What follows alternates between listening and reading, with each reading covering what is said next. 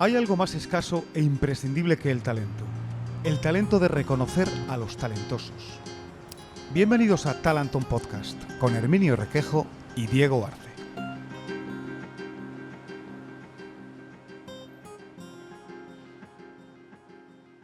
Bueno, Herminio, nuestro entrevistado hoy es Premio Nacional de Poesía, acaba de recibir el Premio Nacional también de Reina Sofía de Poesía Iberoamericana. Estos son solo algunos de sus galardones.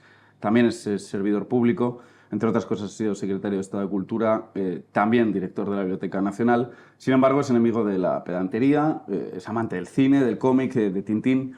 Es muchas cosas también, por ejemplo, helenista, ensayista, traductor, filólogo. Yo he preguntado a algunos de sus amigos cómo describirían a Luis Alberto de Cuenca y me derivan a una columna de Peláez en el ABC, donde le describen también como el Gambardella castizo. Bueno, no sé si él se ve así, porque también es enemigo o rechaza que le llamen intelectual, pero sí que acepta que le llamen poeta. Sí, acepta que le llamen poeta y ha comentado alguna vez que a él le gustaría o cree que será recordado como el poeta del amor. Pero ¿por qué crees que vas a ser recordado como el poeta del amor? Bueno, primero agradeceros vuestra invitación. Encantado de estar con vosotros en un barrio que conozco bien porque estuve muchos años aquí trabajando en el Consejo Superior de Ciencias Científicas. Y lo primero eso. Lo segundo, pues agradeceros esa presentación que acaba de hacer nuestro amigo Herminio, que me ha gustado mucho. Y luego pasemos al amor. Bueno, soy poeta del amor porque he escrito mucho sobre el amor, pero lo mismo que Salinas, también escribo mucho sobre el amor. ¿Qué otros poetas hay del amor? No caigo en este momento. Lope Vega, por ejemplo, cantó muchísimo el amor. Y yo creo que es una de las cosas más importantes que hay en la vida, ¿no? Entonces, lo normal es, de algún modo, referirse a él en poesía, ¿no? Pero Diego y yo, hablando y también releyéndote y leyéndote, hemos visto que tú has comentado en alguna ocasión que el amor es incluso un disfraz de la pulsión erótica que inventaron los líricos griegos. Sí, he llegado a decir que el amor no es natural, sino artificial. Es una idea que se desarrolla a partir de los líricos griegos del siglo VII, VI antes de Jesucristo, y que antes lo que había era erotismo. Y luego el amor es trascendentalizar el erotismo y convertirlo en otra cosa, pero eso nace con Safo. Antes de Safo, yo creo que el amor, tal y como lo entendemos ahora, no existe. Eso es un constructo social. Exactamente. Pues, intelectual, social, social e intelectual, las dos cosas. Y luego ya tiene un desarrollo pleno, por ejemplo, entre los elegíacos latinos, entre Catulo, Tibulo, Propercio. Esos ya le dan carta de naturaleza absoluta, ¿no? Y luego tenemos a Petrarca, que es el grande del amor, en sus rime in vita di Madonna Laura, rime in morte di Madonna Laura, en su cancionero, que de algún modo prefigura todo lo que iba a ser el amor en el Renacimiento. Y en España pues tenemos poetas del amor como Garcilaso, extraordinario, como Lope, que lo he mencionado antes también, y después pues modernamente hay que citar también a Juan Eduardo Cirlot, el poeta catalán de expresión castellana, porque este se enamoró perdidamente de una actriz viendo una película que yo, por cierto, colaboré con Garci en el programa de Qué grande es el cine de esa película. La película se llama The Warlord, El Señor de la Guerra, protagonizada por Charlton Heston. Y la chica, que era una perteneciente a un núcleo bárbaro que todavía no estaba cristianizado en la parte de Frisia, al norte de Holanda, encarnaba ese personaje que se llamaba Bronwyn en la película y en el mundo cirlotiano. Se desarrolló mucho ese nombre porque él publicó muchísimas obras sobre Bronwyn. De hecho, se dirigió a ella por carta, la otra me imagino que diría, que es un loco que es de España, pero en cualquier caso, Cirlot es uno también de mis poetas favoritos y es un poeta del amor, a través de ese personaje Bronwyn. Sí, el amor nace con Safo en la isla de Lesbos, ¿no? En Grecia, pero ¿cómo nace el amor de Luis Alberto de Cuenca? ¿Cómo descubre el amor Luis Alberto? ¿Tienes un recuerdo de tu primer amor en la niñez? Sí, claro, tengo un recuerdo muy poderoso de mi primer amor. Rita Macau Fàbrega, era catalana del Ampurdán, vamos, ella había nacido en Madrid, pero su familia era catalana, y entonces pues fuimos novios 3 años y tuve la desgracia de que se muriera en un accidente de automóvil a los 19 años. Imagínate, eso se me quedó grabado para siempre. De hecho, hay un libro que se llama Poemas a Rita, que ha salido hace muy poco al cuidado de uno de mis estudiosos que se llama Adrián J. Sáez, que está en la Universidad de Venecia, en el que se recopilan algunos de los poemas que a lo largo de los últimos 55 años he dedicado a Rita, ¿no? Y sigo, o sea que es una cosa que de algún modo se quedó a vivir en el cerebro. ¿Y en tu caso fue necesaria esa tragedia para empezar a escribir poesía? ¿La tragedia es necesaria para escribir? No, no es necesaria. Ayuda bastante, porque yo creo que pasarlo mal siempre ayuda al poeta, ¿no? El poeta puede ser celebrativo, puede celebrar la existencia, puede celebrar el mundo, pero también, por lo general, lo que hace es quejarse. Entonces, pues, viene bien. O sea, es un mito esto de que donde duele inspira. ¿Se puede escribir estando en una situación personal? También se puede escribir. Por ejemplo, Jorge Guillén es un poeta de la admiración ante el mundo, de la celebración. Y todos lo somos en algún momento. Hay poemas míos que son también celebratorios. Pero los de amor, si hiciéramos una estadística, probablemente pues, habría un 60% de amor, de desamor y un 40% solo de amor. O sea, vencería el desamor. O sea que en cierta medida sí que es un material, ¿no? Como usted cita mucho a su maestro Borges, esas humillaciones, ese tipo de cosas que a uno le pasan malas para escribir poemas de desamor. En su caso, el 60% claro, dice que... Yo creo que sí, porque evidentemente cuando tú eres muy feliz y estás muy contento con tu pareja, pues la verdad es que no se te ocurre escribir, te ocurre hacer otras miles de cosas más divertidas, ¿no? Pero en cambio cuando van mal las rodadas, las cosas, la escritura es siempre un bálsamo que ayuda a superar las situaciones adversas. Claro. Luis Alberto de Cuenca siempre escribe, como en el caso que nos ha contado, desde la experiencia o también a veces desde la ficción. Desde la experiencia y desde la ficción, que yo creo que se confunden en el poeta.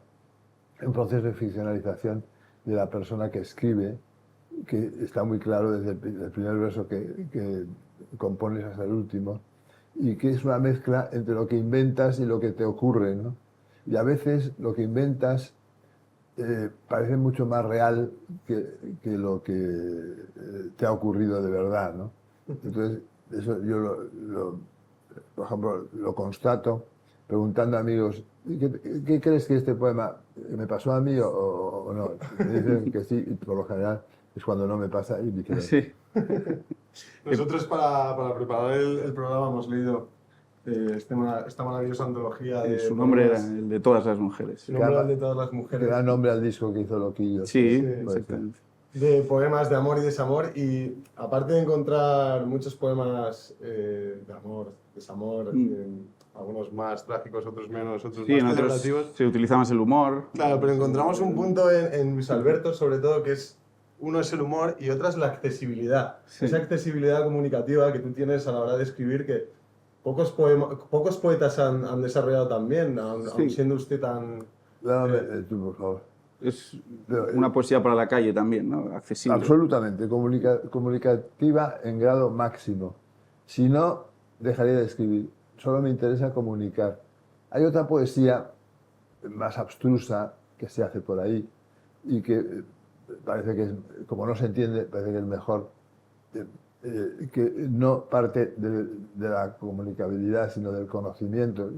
Como forma de conocimiento también existe la poesía, yo estoy de acuerdo también, pero secundariamente, me parece que lo importante es comunicar, hacer de portavoz de todos los seres humanos que más o menos les pasa a todos lo mismo, se enamoran, se desenamoran, los abandona el personaje también, él. Quiero decir, nos pasan las mismas cosas a todos, entonces el poeta lo que hace es, de algún modo, reflejar eso que les pasa a todo el mundo. Y que trate de quedar, ¿no?, en el inconsciente colectivo también, o en lo popular, como decía eso Machado, que a ti te gusta tanto, Manuel, ¿no? Que Manuel, las cante el pueblo, ¿no? Y no cante el autor. Exactamente. Llega un momento en que no sabe uno, al leer un verso, por ejemplo, de Manuel Machado, si es algo que ha tomado del acervo popular o si es algo que ha creado él, ¿no? Yo creo mucho en la cultura popular, entonces la asocio con la gran cultura y me parece que las dos son igualmente importantes. Un buen tebeo, por ejemplo, de Flash Gordon es tan importante como una sinfonía de Beethoven o como un soneto de Garcilaso, ¿no? Todo lo que puede llegar a constituir la cultura, lo que siempre está dictado por la emoción, porque la emoción es fundamental en el arte, sin emoción no hay arte. Todo eso está de algún modo unido por la sensibilidad humana y no podría elegir entre una cosa u otra. Pero teniendo en cuenta que nos ha contado que la poesía nace con Safo y que luego es una cosa que se va desarrollando en la poesía del amor. Sí, exactamente. Teniendo en cuenta eso, ¿se puede entender las emociones y amar y entender el amor de la misma forma sin haber leído, por ejemplo, nunca poesía? Sí. Yo creo que no es obligatorio escribir poesía. Se puede uno enamorar perfectamente sin saber ni una... ¿El poeta no entiende mejor las emociones? Yo creo que no, en principio no. Lo que entiende mejor es, digamos, su mundo poético y su capacidad creativa. Yo creo que el poeta nace, no se hace. Entonces, desde el momento en que alguien nace poeta, pues proyecta sobre el mundo una mirada que hace que todo lo que vea esté transido de poeticidad. Y esto puede ocurrir incluso en gente que no escribe un solo verso. O sea, puede ser poeta ágrafo, porque como es una manera de ver el mundo, no tiene por qué ser algo que derive en estos libros o en escritura, sino que puede ser perfectamente una manera de ver el mundo y nada más. ¿Cómo nació el poeta Luis Alberto? Yo, como poeta, nací porque desde pequeñito me gustó mucho la poesía. De hecho, a los 11 años, lo cuento siempre, mi madre me regaló un cuaderno de tapas rojas, muy bonito, encuadernado por un encuadernador amigo de la familia. Y entonces yo ya entonces escribí algunas cosas en ese cuaderno que conservo y que eran imitaciones burdas de Juan Ramón Jiménez, que era el poeta que yo leía entonces. Y que, bueno, pues eso ya me animó, de cierto modo, a continuar. Y luego he tenido buen oído, pues yo creo que para la poesía hay que tener oído. Es como para la música, pero me parece que el oído musical no tiene nada que ver con el oído poético. Yo soy un desastre como cantando, por ejemplo, pero en cambio tengo muy buen oído poético, ¿no?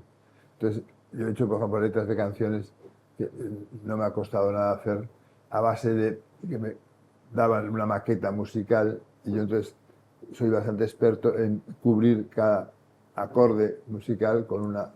Está la famosa historia que ha contado ya muchas veces con Gurruchaga de cómo escribió Caperucita Feroz. Sí. ¿Cómo fue ese momento? Fue un momento crucial en mi vida, diría yo. Porque la verdad es que nunca hemos vendido tanto como de ese disco, ¿no? Caperucita Feroz. Me dieron una maqueta en cassettes, entonces había cassettes. Entonces lo escuché, empecé a escuchar en mi casa, en mi biblioteca, porque en mi casa siempre ha sido una biblioteca.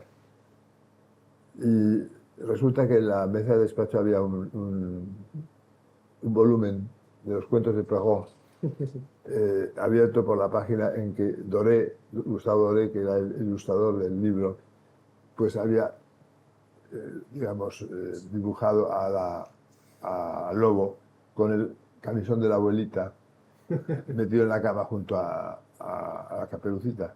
Entonces yo escuchaba el acorde que me había pasado en el cassette, Javier, que decía pa pa pa pa pa pa pa pa pa pa pa pa pa, y dije, caramba, está totalmente claro que es hola mi amor, yo soy el lobo. Pero eso por cómo le sonaba el ritmo, lo que le estaba ya... Me influyó muchísimo el ritmo en la elección de esa, digamos, frase o de ese texto, que lo que hacía era ilustrar a la música. Otras veces existe el texto primero y se musica después, Pero yo soy especialista en hacer las cosas al revés. Por ejemplo, tengo un libro que se llama La mujer y el vampiro, que es un libro alargado muy bonito, que era un cuaderno del pintor Alcorlo, académico de Bellas Artes de San Fernando, con desnudos femeninos, muy bonito, muy picasiano, y que tenía un determinado tamaño. Lo hicimos facsímil y el reto fue que me dijo mi editor, ponle textos, ilustra con textos de esas ilustraciones. Lo normal es que sea el ilustrador el que actúe sobre el texto, pero yo era el texto el que se fabricaba sobre las ilustraciones. Claro, claro. Y quedó bien esa experiencia, me gustó. Y justamente esa canción que al final escribió para Guruchá, la orquesta de Mondragón, también fue el azar, ¿no? De tener esa imagen de... Claro, porque estaba abierto. Entonces, ha influido mucho el azar en su vida, porque también ligándolo con todo este tema de escribir canciones, Loquillo escuchaba esa canción cuando estaba haciendo la mili y también fue lo que le hizo conectarle con él. O sea, es Sí, un porque poco... estaba muy cabreado porque le despertaban Despertaban con ella. con ella, ¿no? Entonces siempre lo ha dicho.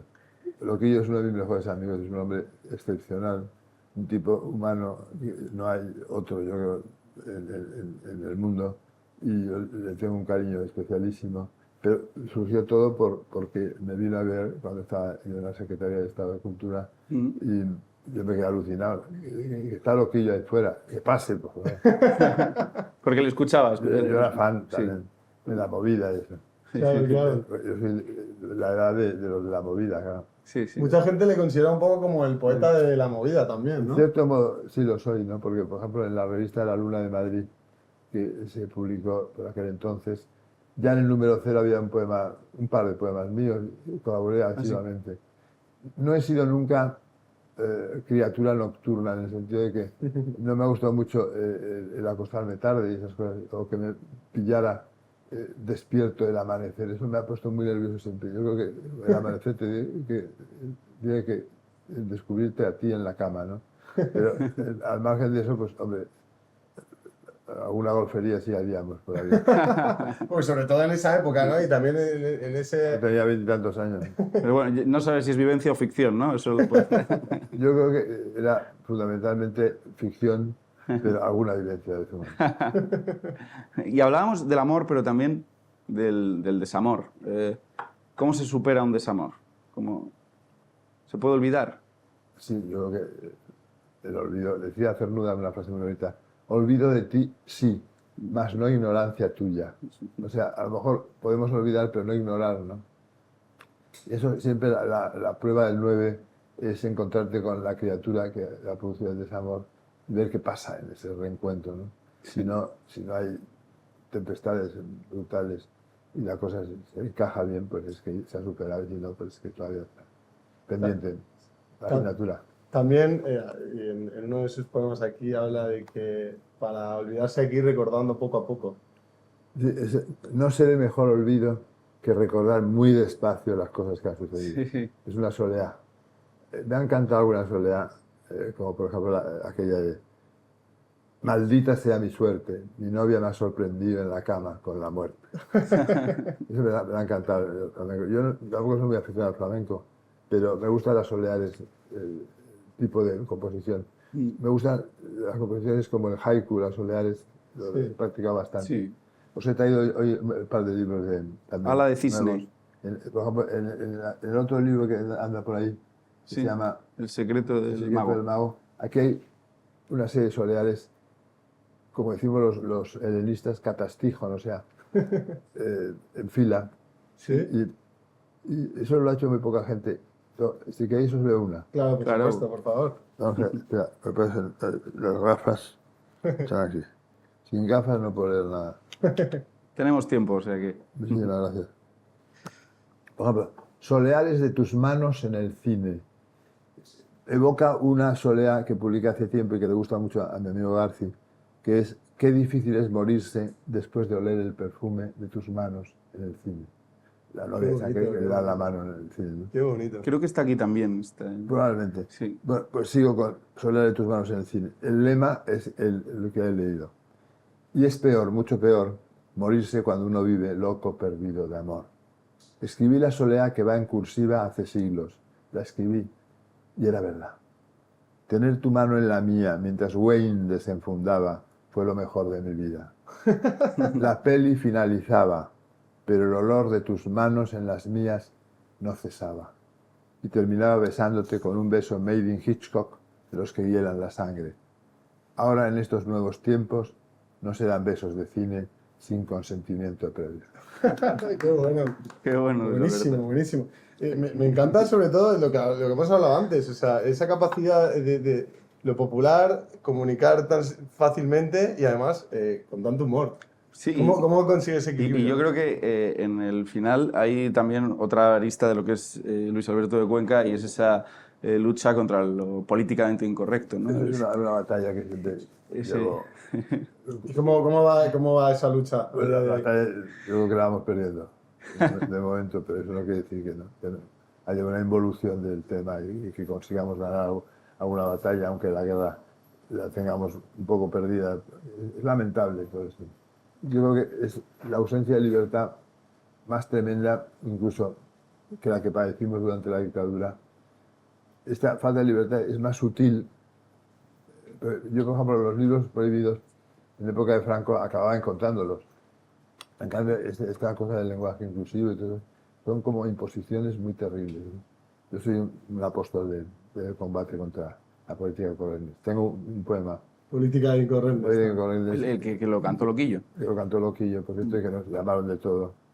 ¿Sí? Hubo una turba... Tremenda, vamos a decir, de fascistas para arriba. Pero era un poema que decía, empezaba, no sé de memoria entero. Sé buena, dime cosas incorrectas desde el punto de vista político. Un ejemplo, que eres rubia. Otro ejemplo, que Occidente no te parece un monstruo de barbarie dedicado a la sórdida tarea de cargarse el planeta, etcétera. Claro, y al Que es- final es eso, ¿no? claro.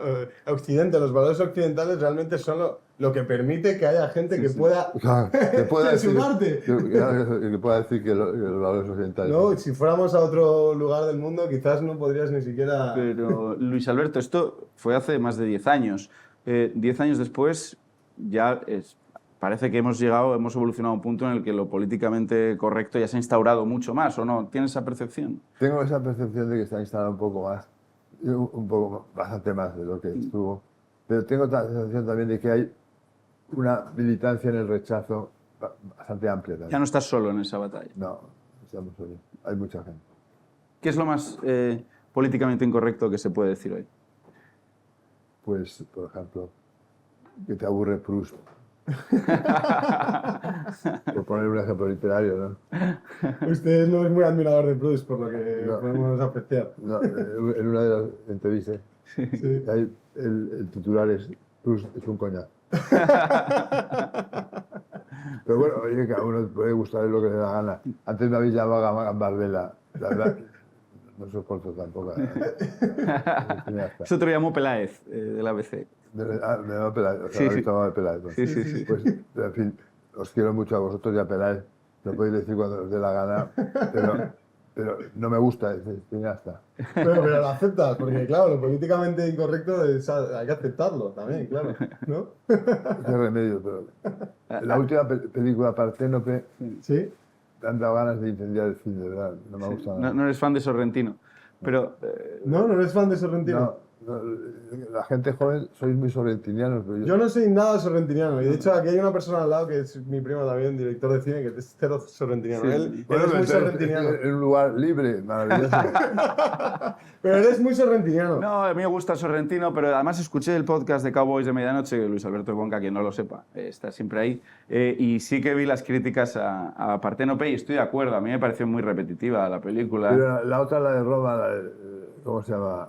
La grande La grande belleza, que es de ahí de Gambardella, sí. Tampoco me gusta. Es muy excéntrico, quizás. No sé, es como, por ejemplo, Fellini. Ver a Fellini ahora es como un sacrificio, ha pasado totalmente ese estilo, ¿no? Y este es un nuevo Fellini, un poco barroco, ese monstruo que aparece en Parténope, por ejemplo, ¿no? El cura con los calzoncillos aquellos, atroz. ¿Pero Sorrentino es políticamente incorrecto o no lo es? Probablemente sí, a su manera es políticamente incorrecto, Claro, pero de una claro. manera muy distinta de la mía. A mí me gusta, por ejemplo, Tarantino, Sí. que también rima con Sorrentino, Sí, sí. acaba en Tino, pero Tarantino me encanta. Claro. ¿Por qué te gusta Tarantino? Primero porque veo que detrás de sus películas hay un aficionado brutal al TVO, al cómic, ¿no? Es como un cómic siempre, las películas de Tarantino. Después porque me gusta su desparpajo, su sentido del humor, el que no deje títere con cabeza, que Sí, esté siempre... literal. Y literal, porque efectivamente puede descabezar gente, etc. Me encanta. Me gusta mucho el Tarantino. Ya que usted vivió la movida madrileña y demás, yo soy un fanático sobre todo de Iván Zulueta. La Zuleta, Arrebato. Arrebato. ¿Qué le parece esa Muy película? interesante.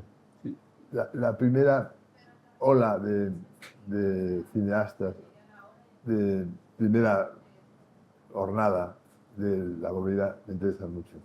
Claro. Los primeros Almodóvar, Zulueta. Primero, Almodóvar, Pepe y Lucigo me parece su mejor película. A mí también. Estoy completamente de acuerdo.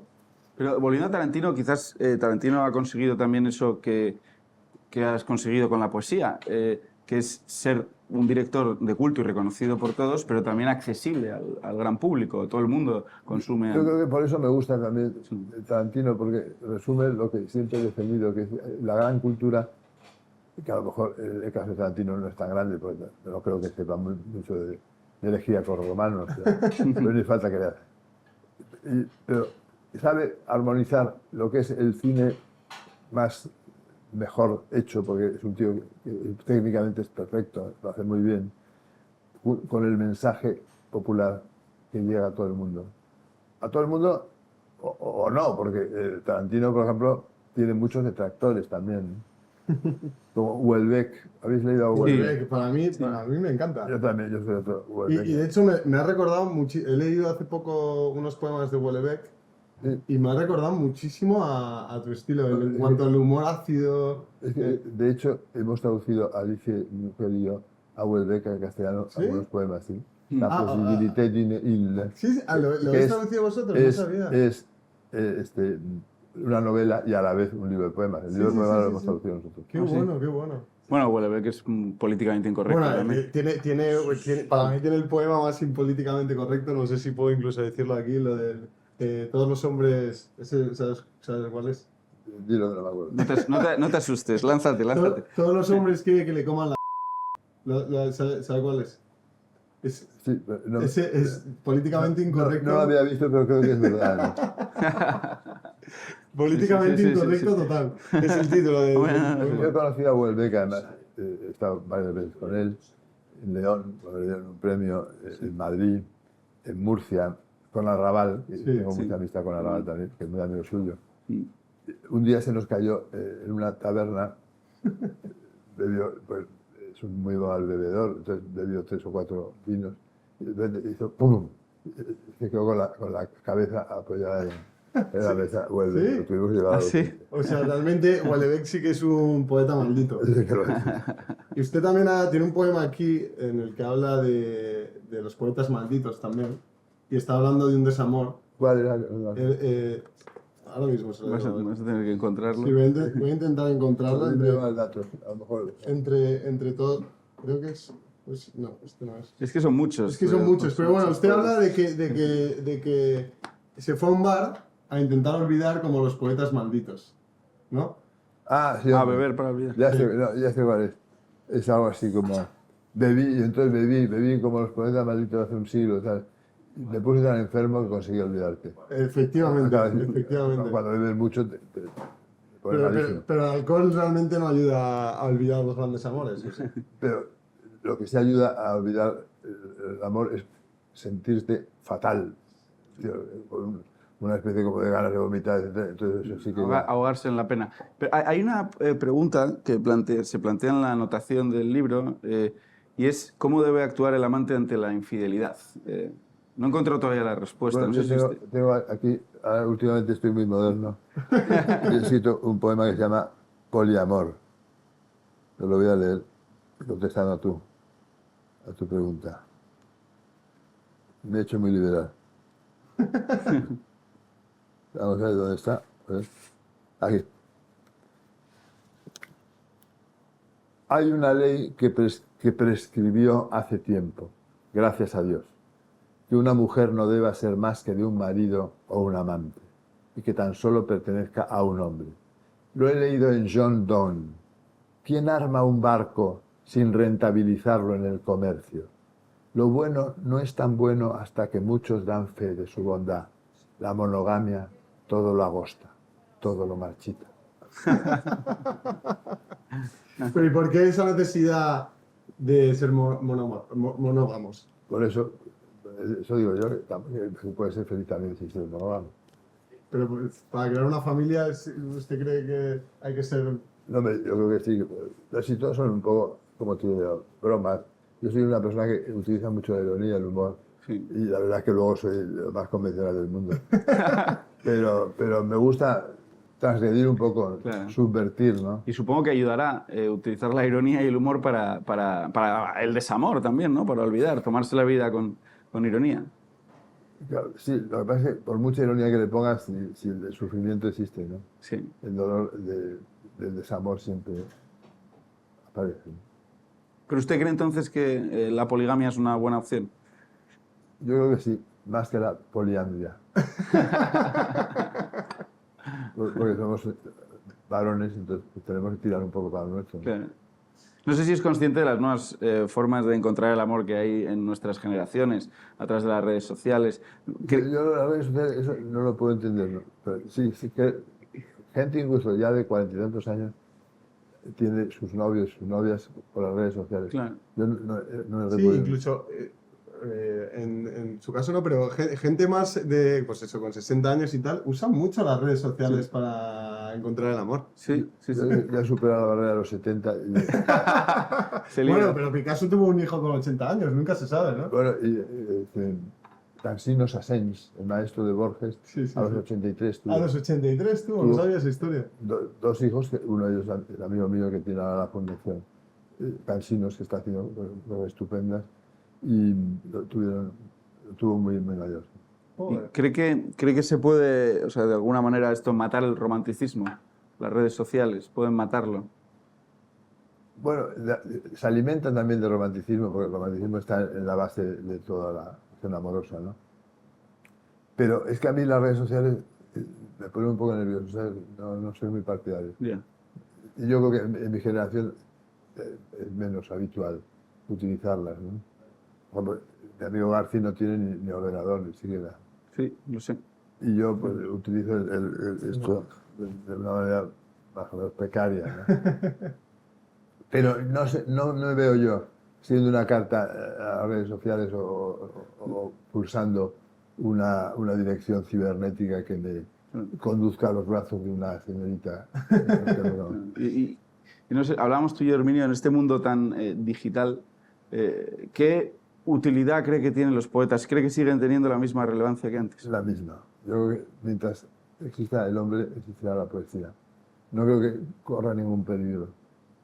O sea, lo que ocurre es que las cosas cambian, pero la corteza, el núcleo permanece idéntico. Somos muy parecidos al hombre que vivía en las cavernas y que pintaba los bisontes en Altamira o en Lascaux. Y el poeta sigue teniendo, o por lo menos se le ha atribuido, ese papel de chivo expiatorio, incluso mártir, ¿no? Que se ve forzado a decir la verdad entre tanta mentira. Bueno, es que también, no sé, ahí no está, me parece. Yo tengo un poema que se llama La Verdad, que dice, la verdad es que no sé qué es la verdad, y no puede ser bueno que no sepa algo tan importante como es. Muy irónico, es muy complicado saber qué es la verdad. Lo que no es verdad es, por ejemplo, esta especie como de ausencia de valores en que estamos ahora sumidos, ¿no? Sí. Eso sí que es mentira. Pero para llegar a la verdad hay que hacer verdaderos equilibrios, ¿no? Es muy raro, muy difícil, complicado. Bien. También ha comentado que ahora, con la edad que tiene, lo que más le interesa es acercarse a la verdad y a la belleza, ¿no? probablemente lo he comentado, pero es una aspiración de toda mi vida, ¿no? De siempre, ¿no? Verdad y belleza están siempre muy unidas, ¿no? Eh, bondad y belleza, sobre todo, también. En griego hay una palabra, kalokagathia, que es la mezcla entre lo hermoso y lo bueno moralmente y lo hermoso. Y lo que es bueno es bello, y lo que es bello es bueno. Lo que pasa es que me gusta más que sea lo que es bueno es bello, que no lo que es bello es bueno, porque entonces incurriríamos en un esteticismo excesivo y volveríamos a Sorrentino. Bueno, no está mal volver a Sorrentino porque se nos ha quedado el debate ahí un poco atascado, pero tenemos que avanzar. Y hemos mencionado también que has estado en política. Yo no sé si Pero no está en política. has sido secretario de Estado de Me Cultura.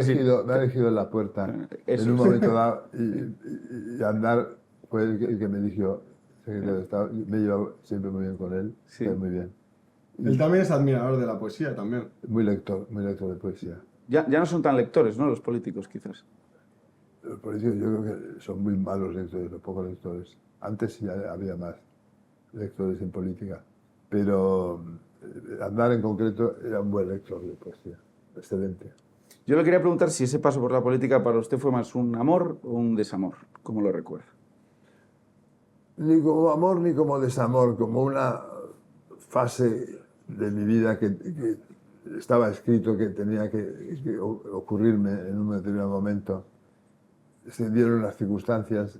Primero fui director de la Biblioteca Nacional, que era un puesto también de nombramiento político, pero desligado por completo del compromiso. Nunca he tenido carnet de ningún tipo de partido, eso sí. Y a Andar le presenté un libro, La España en que yo creo, lo conocí en esa ocasión. Yo era discípulo también de Antonio Fontán, un hombre maravilloso, que era latinista, también me dio clase en la facultad, por eso lo conocía. Y a partir de ahí pues se entrelazaron una serie de circunstancias que me llevaron a ocupar la Secretaría de Estado de Cultura en un momento en que no había Ministerio de Cultura, o sea que ejercí de ministro de Cultura. Y la verdad es que no tengo ni buenos ni malos recuerdos. Lo tengo un poco como borrado. Era un poco pesado también, porque había muchas reuniones. Un poeta quizás pueda estar un poco perdido, ¿no? En tanto despacho. Sí, pero también he defendido siempre que los poetas podemos hacer cualquier cosa, recordando siempre la anécdota de Eulogio Florentino Sanz, cuando de repente va a merendar en el siglo XIX, un poeta desconocido hoy, a casa de un rico que le daba picatostes y churros. Porque no tiene para comer. No tenía él. para comer. Y entonces, un poco para burlarse del rico, le dijo, pero bueno, Eulogio, ¿para qué sirve un poeta? Si es que sois un desastre y tal. Y entonces contestó con mucha dignidad, un poeta sirve para lo que los demás hombres y encima para hacerlo. Entonces yo creo que un poeta, ¿por qué no va a ser ministro Claro. o secretario de Estado o presidente de gobierno? No pasa nada. Claro, no, quizás lo que debería. Lo que pasa que... Leopold Sédar Senghor, por ejemplo, el líder de Senegal, pues fue un poeta excepcional, ¿no? También lo fue el primer presidente de Angola, también. De hecho, todo vino un poco... Sí, ¿cómo se llama? No recuerdo ahora mismo su nombre. Yo tampoco. Pero sí, era poeta. Y fue el que hizo la revolución comunista con los de la URSS. Era poeta, era poeta. Claro, porque Angola estaba muy en la órbita de la Unión Soviética. Sí, sí, sí. Bueno, hemos descubierto en algún mensaje del mundo, estos que ha publicado, que Ábalos también tenía un toque poeta. Bueno, ha citado a Quevedo alguna vez y demás, ¿no? Pero tanto como poeta. Quevedo, ya sabéis que también se contaban de él cosas de tipo chistoso, ¿no? Tiene un personaje tan implicado en el interior de lo español, que se inventaron chistes y dichos de Quevedo, ¿no? Yo de pequeño, por ejemplo, me acuerdo, sobre todo, porque las chicas de servir que venían del campo, no sé qué, me decían, estaba Quevedo, no sé dónde. O sea, imagínate hasta qué punto había impregnado Claro. el tejido del recuerdo Claro. Quevedo, ¿no? Y 10 años después, o más de 10 años después han pasado, ¿cómo ve que ha ido degenerando la política? ¿O cómo lo ve? Vamos, No lo sé, yo creo que siempre ha estado un poco degenerada, en cierto modo, la política y a la vez no tan degenerada como se puede pensar, ¿no? Por ejemplo, yo en política me he encontrado con gente estupenda y no menos que en cualquier otro ámbito. Me parece un lugar como cualquier otro, ¿no? Yo creo que La traición acecha en todos los espacios de la Como política. cualquier otra profesión. Bueno, hablando de ese momento en el que fuiste secretario de esta cultura, sí que igual traicionaste a algunos que pensaban que estabas más en una órbita o en otra, porque yo recuerdo, de hecho tengo es un tomo del Ateneo, que organizaste una conferencia sobre los exiliados, los intelectuales exiliados en la República. No sé si recuerdas ese acto que hiciste y demás. Sí, sí. Y hiciste una serie de conferencias sobre todos los exiliados de la guerra civil que... Claro, pero yo creo que eso es un reconocimiento de algunos señores que dieron mucho a la cultura española, pero tampoco significa que yo fuera un peligroso izquierdista, ¿no? Siempre he sido más bien conservador. No, pero muchas veces a lo mejor se intenta poner a alguien en eso que es la cultura, ¿no? Para llevarles a la órbita que ellos son de su cuerda y tal. Hay una Podría manera- haber pasado, pero no pasó. Hay una manera de considerar que la cultura es de izquierda. La cultura no tiene color, no es de izquierda ni de derecha, es de todos. Y tiene todos los colores, es multicolor. Pero yo me he ocupado, por supuesto, jamás le he mirado el carné a nadie, quiero decir, me ha interesado un autor por su calidad literaria y no por su militancia. Estoy hablando, por ejemplo, de Bertolt Brecht, que era comunista acérrimo, me encanta, y me encanta Céline, que era nazi, y me encanta... qué sé yo. Viaje al fin de la noche. Es que lo Ya. leí hace poco. Vale, es una maravillosa. Maravillosa, maravillosa. Una novela increíble. Y me gusta Agustín de Foxá, que era A franquista, mí también me gusta y me gusta, mucho. por ejemplo, pues cualquier exiliado.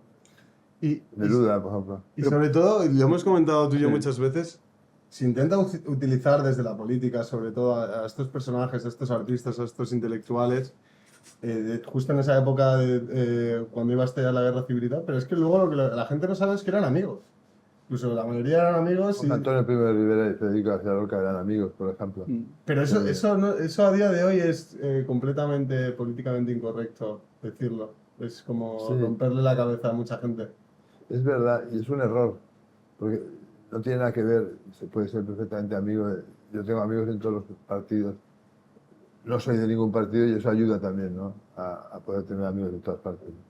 Claro. ¿Y por qué cree, lo ha comentado antes, que se ha pensado, se ha dicho que la cultura es de izquierdas y que eso es erróneo? ¿Por qué cree que en España pasa eso?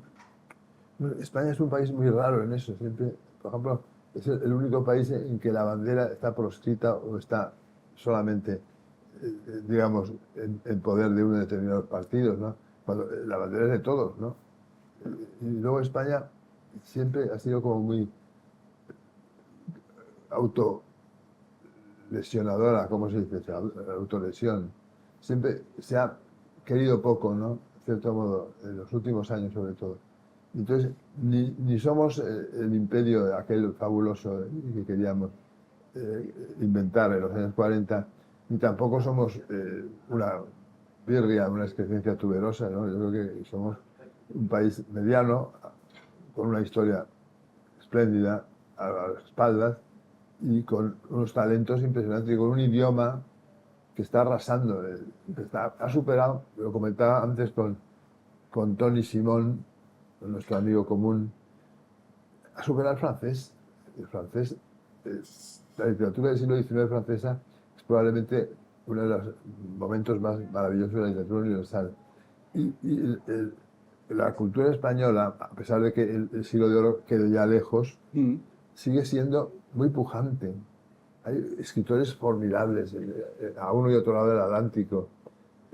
Se multiplican los hablantes en Estados Unidos, por ejemplo, del español. Yo estoy muy orgulloso de mi país, pero siempre con un relativismo en el sentido de que estoy orgulloso de mi país porque forma parte de un país que es el mío realmente, que es Occidente, ¿no? Occidente, que es el que se inventó, pues, por ejemplo, los derechos del hombre, el que montó universidades en todo el mundo, el que hizo unas cosas que ahora parece que lo único que hicimos fue matar gente, ¿no? Y yo creo que eso es injusto. Eso se ve mucho en el cine, además. No sé, a un cinéfilo como tú, Luis Alberto, ¿qué sensación se te queda cuando la historia se cuenta de una manera? Me cabrea mucho y si sé de qué va, no voy a verlo. Porque es que me pone nervioso siempre que sean los malos, los conquistadores. Por ejemplo, lo que hizo Hernán Cortés pues, fue liberar a una serie de pueblos que estaban absolutamente oprimidos por unos individuos que eran los aztecas. Por una tiranía completa. Una tiranía absoluta. Entonces, precisamente ganó la guerra de México porque tuvo el apoyo de todas las etnias que estaban sojuzgadas por los aztecas. Y luego todos los descendientes de Montezuma y demás vinieron a España, ¿no? Muchos de ellos. Y de hecho hubo títulos nobiliarios. Bueno, de hecho todavía hay uno en Sí. España, creo, si no me equivoco. Todavía hay uno. Si no me equivoco. Moctezuma yo creo que tiene todavía... Bueno, el Inca Garcilaso, por ejemplo. Sí. Pero quizás todo esto no se esté enseñando en las escuelas y una de sus grandes batallas es también la educación. La educación es una de mis grandes batallas y la verdad es que estoy muy desilusionado con la evolución, sobre todo de la educación secundaria, porque es donde de algún modo se fragua la cultura de todos, ¿no? Y ahora no conocemos la geografía de nuestro país. Nos han enseñado últimamente, nos han enseñado el gnosis poético, ¿no? Le han enseñado a la gente solamente su geografía, la de su comunidad autónoma. Por ejemplo, en Andalucía no se habla de románico porque no hay románico. En Madrid solo se estudian los ríos madrileños. Era todo absurdo, ¿no? Creo que todavía algo de eso hay, ¿no? La verdad es que no quiero ni verlo. Yo de romper una lanza, creo que ha ido degenerando, también estoy de acuerdo contigo, pero yo a ti y a Fernanda Arrabal los descubrí en el colegio, leyendo... En tu caso, cuando vivías en la Castellana, fue el primer poema tuyo que leí y lo leí en el colegio, en el libro de lengua de literatura. Bueno, es que una cosa es lo que está en los libros, que es bueno, y otra cosa es el espíritu que impregna a toda esa gente que está en los institutos que quieren abolir la historia tal como la conocemos e inventarse otra historia en la que hay buenos y malos. Es lo mismo, con Franco había buenos y malos. Y ahora otra vez hay buenos y malos. Yo lo que creo es que seremos todos regulares, no van a ser todos. Completamente. ¿Por qué ese afán de dicotomizar a las personas? A la Pues sociedad? porque, como decía don Antonio Machado, aquello de españolito que vienes al mundo, te guarde Dios, una de las dos Españas ha del arte el corazón, pues las dos Españas siguen ahí, ¿no? Lo estamos viendo a diario. ¿Y cómo se puede solucionar ese problema de la educación? Y también... La educación, yo creo que una de las maneras de solucionarlo sería, como en Italia, que hubiera una sola educación para todos. En Italia, desde el último rincón de Sicilia hasta el Piamonte. Y no hay, digamos, currículos, ¿cómo se llama esto? Autonómicos, sino que son un currículo español para todos. El de Bilbao, el de La Coruña, el de Sevilla, el de Mallorca, que estudiara el mismo programa. Y no es así. Tienen facultades las autonomías para crear sus propios libros de texto, su propio espacio educativo. Me parece terrible. Lo que une es precisamente que haya una educación común. Sí, que se pueda llegar a unas bases comunes en las que todos lleguemos a un acuerdo. Incluso que estudiemos todos también rudimentos de las lenguas peninsulares, de las literaturas peninsulares. Yo, por ejemplo, he traducido del catalán varias cosas. ¿Eso por qué crees que no se hace? ¿Por qué en todos los sitios de España, por qué no estudiamos las lenguas de España? Pero en todos en todos los lugares, no solo en Madrid o afuera. Cataluña, por ejemplo, lógico que se estudie el catalán, pero también, ¿por qué no en Salamanca? Claro. Eso uniría mucho a los españoles. Yo creo que sí, y eso a nadie se le ha ocurrido en la política. No entiendo. Yo lo hablaba mucho con Andal y él también era partidario, pero decía que era muy complicado. Y yo hablaba de la práctica. Luego, no sé si Luis Alberto de Cuenca aceptaría volver algún día a la política para ser quizás ministro de Educación. Pero... No, porque me va a pillar ya octogenario. ¿No? Pero sí que nos han contado que sí que tiene vocación de apadrinar o de ayudar a muchas personas que quizás están empezando su camino en la literatura. Bueno, algunos ya... Bueno, yo creo que una cosa importante de ir cumpliendo años es que siempre te estés rodeando de gente joven. Sí. tengas tú la edad que tengas. Es importante saber qué pasa en el exterior. La gente joven es la que sabéis lo que está ocurriendo, ¿no? Yo tengo muchos amigos muy jóvenes, sobre todo en el mundo de la prensa.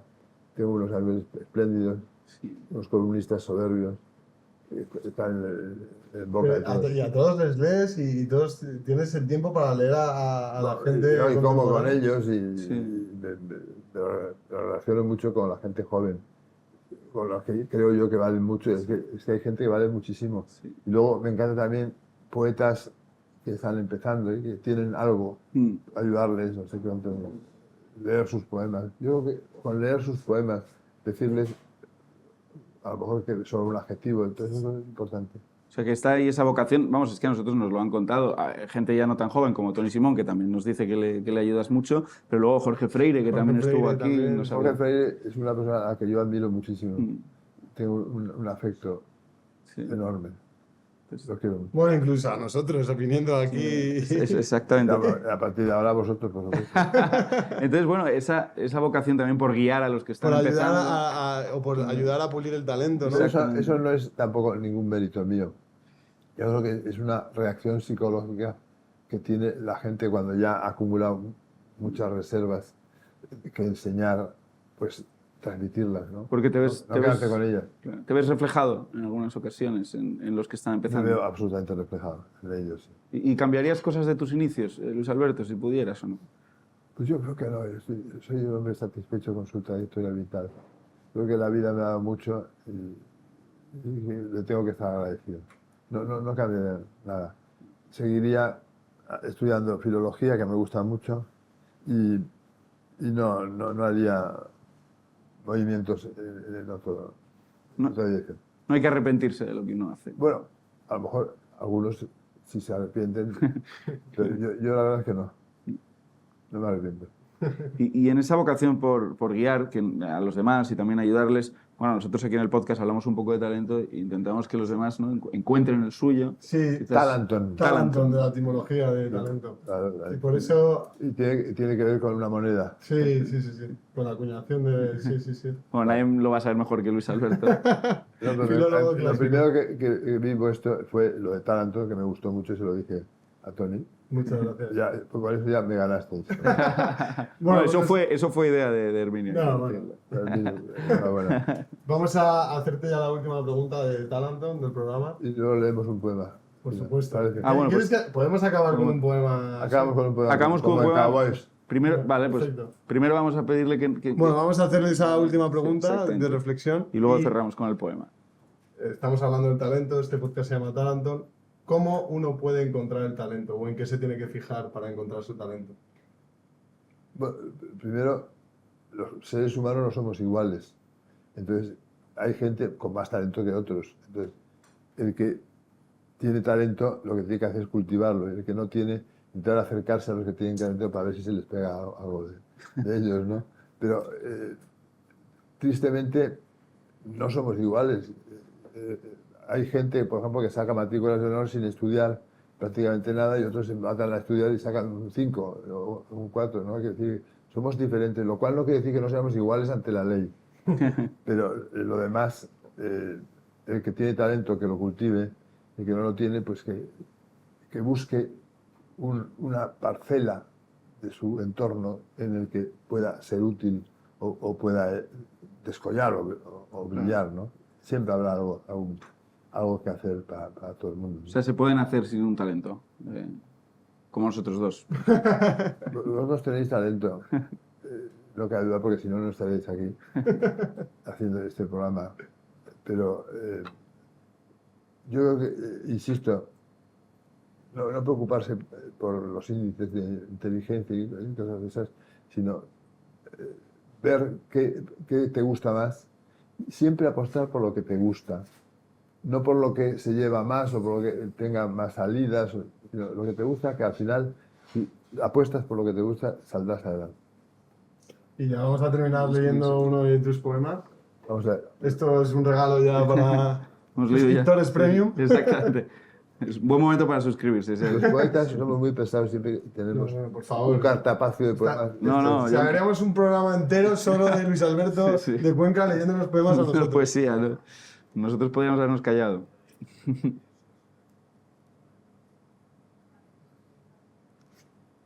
O sea, si la elección es siempre complicada. Voy a leer un poema que va dedicado a mi hija Inés, que acaba de tener un niño precioso que tiene ahora 4 meses y medio. Enhorabuena. Estoy fascinado porque solo tenía nietas, que son maravillosas las mujeres, pero también quería tener un hombre, ¿no? Hic sunt dracones. Aquí hay dragones. Es una cosa que aparecía en los mapas antiguos, en los sitios en que eran muy extraños y no se había Los viajado. mapas medievales. Había una leyenda que decía Hic sunt dragones. Aquí hay dragones. Aquí hay de todo, ¿no? En los globos y mapas de otros tiempos solía aparecer en las zonas ignotas, precariamente cartografiadas, la advertencia en latín, hic sunt dracones.